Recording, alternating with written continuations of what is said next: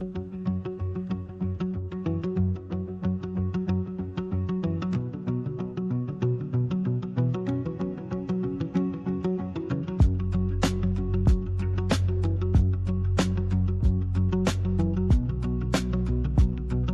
ભવાની માતા મિત્રો, આજે આપણે આવ્યા છે જુનાગઢ જિલ્લામાં આવેલું ચોરવાડ અને ચોરવાડ ગામમાં આવેલું મા ભવાની માતાનું મિત્રો આ મંદિર બહુ પ્રાચીન સમયથી અહીંયા છે અને બહુ જૂનું માનવામાં આવે છે।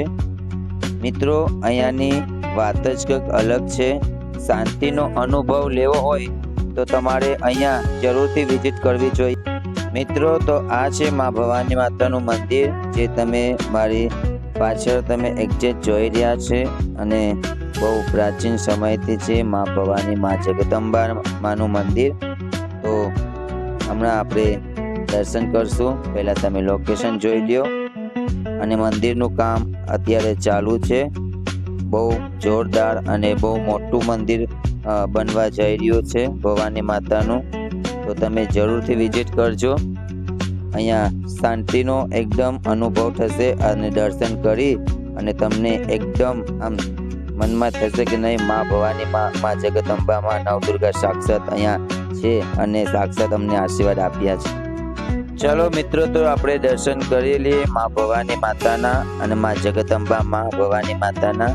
ચલો ફ્રેન્ડ્સ મિત્રો, અને કોમેન્ટમાં જય ભવાની માતા લખવાનું ભૂલતા નહીં મિત્રો।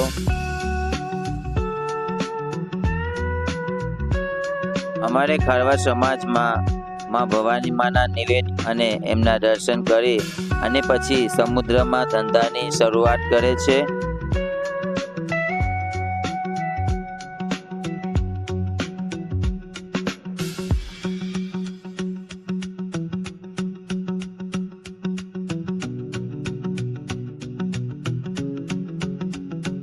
મા ભવાની માતાના મંદિરની એક્ઝેક્ટ બાજુમાં મા ખોડિયાર માતા બિરાજે છે, મા શિવશક્તિ માતા બિરાજે છે અને મા નવદુર્ગાઓ માં સાથે ત્યાં બિરાજે છે।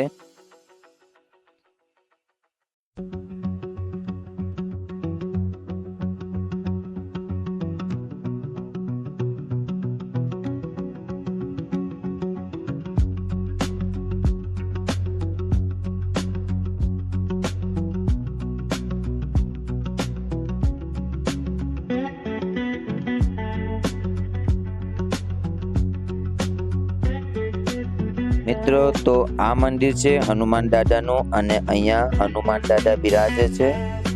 એવડી અદ્ભુત અને સરસ મૂર્તિ છે ભગવાન હનુમાન દાદાની, સાક્ષાત બિરાજે છે। મિત્રો કોમેન્ટમાં જય હનુમાન દાદા લખી દેજો।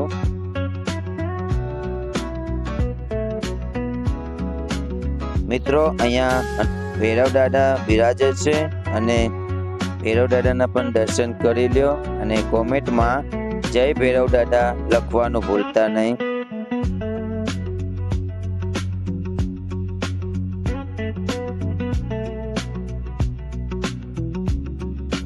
તો મિત્રો આ મંદિર છે ગણપતિ બાપાનું અને તમે જોઈ શકો છો ગણપતિ બાપાની મૂર્તિ કેટલી અદ્ભુત છે।